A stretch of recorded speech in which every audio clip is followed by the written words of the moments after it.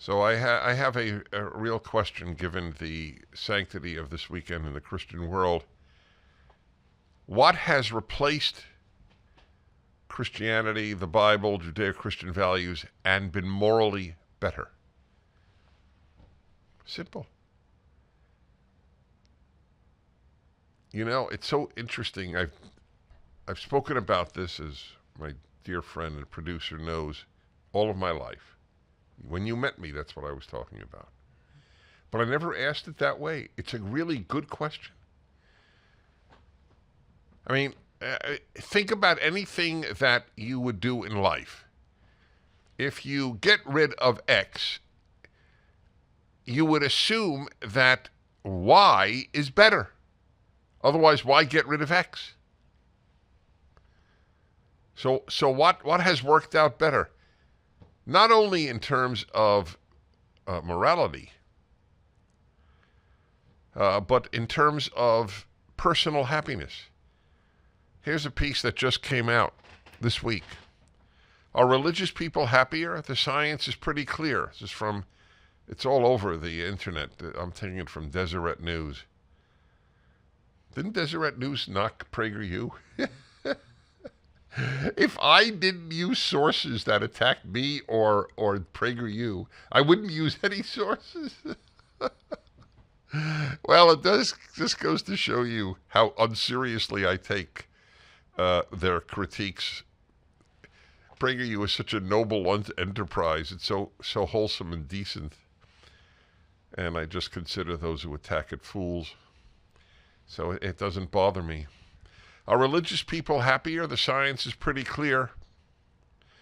According to many studies over the years and confirmed in any new data analysis, religious people are statistically speaking measurably more likely to be happy.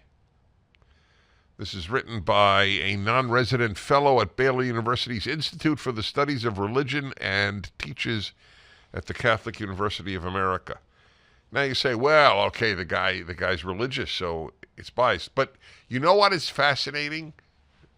What the point I'm about to make may actually affect you deeply if you're open to reason. So if a religious person, which I assume he is because he teaches at the Catholic University of America, but I don't even know how Catholic the Catholic University of America is, because there are a lot of Jewish places that are not particularly committed to Judaism and a lot of Christian places not particularly committed to Christianity. But in any event, let's say he's religious. So why do the findings of religious people about religion disqualify them, but the findings about religion by secular people don't disqualify them? Good one, no? You'd never hear that, right? Oh, well, of course this professor says that. He's secular.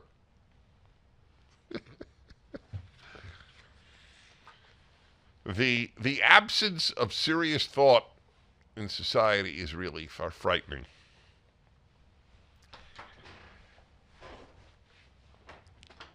Everybody's biased except the secular left. They're the non-biased.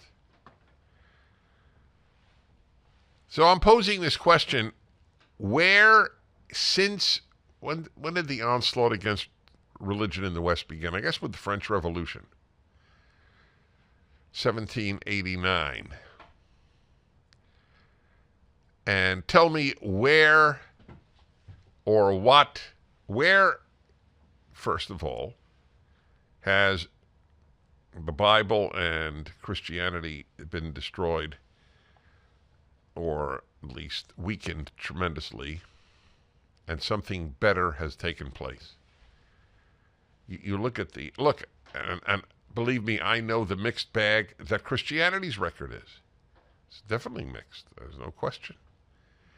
And I'll tell you why it's mixed. Because it's composed of human beings, and human nature stinks.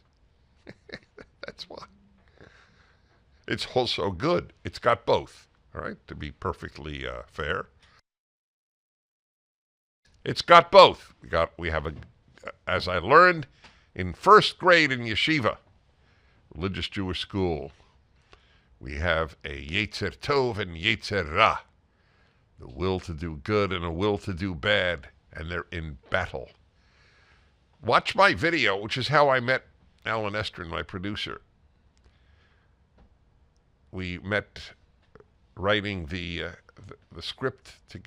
He wrote the original, and then we worked on it for a tremendously good movie about goodness. And it's free. It's a video, and it's on the internet. It's free. Where is it up? Just people go to For Goodness Sake. That's it. Simple. Do a search. You will thank me. It's funny, and it makes the case for goodness very powerful. For Goodness Sake is the name of the video. You know how the world has changed since the 1990s? We had some of the biggest names in Hollywood volunteer to act in that movie. I mean, really big. Household names. Jason Alexander was an example. Well, he was in Seinfeld, right? I mean, everybody knew him. And he had a prominent role in For Goodness Sake. And other people who have passed on who were household names. Steve Allen. Just, names that come to my mind. I could make a movie with these people today. Oh, Dennis Prager. Oh, Dennis Prager. Well, The movie I made with Adam Carolla, Netflix refused to stream because Dennis Prager was in it. That's the way of the world. That question, I'd like you to pose this to your college-age nephew.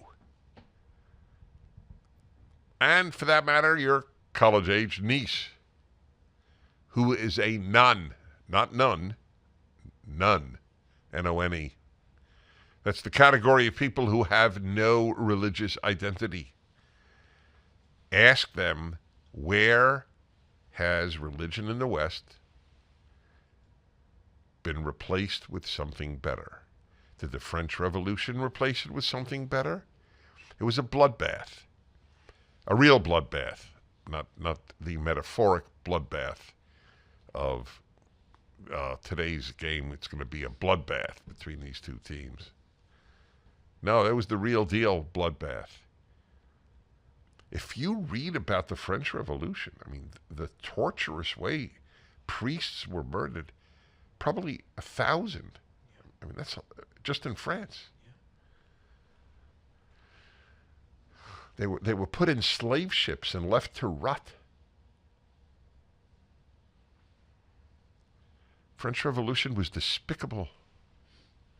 Got rid of religion. Oh, and of course the Russian Revolution. The number of Russian Orthodox priests slaughtered was similar to the French Revolution. And of course, that was really better.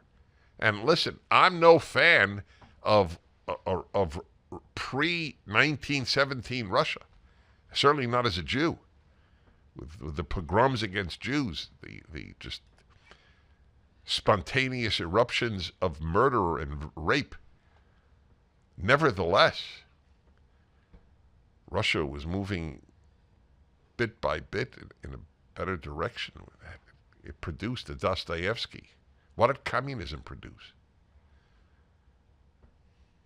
Where's the communist Dostoevsky? For the full episode of the Dennis Prager Show, go to pragertopia.com, sign up, and become a full member.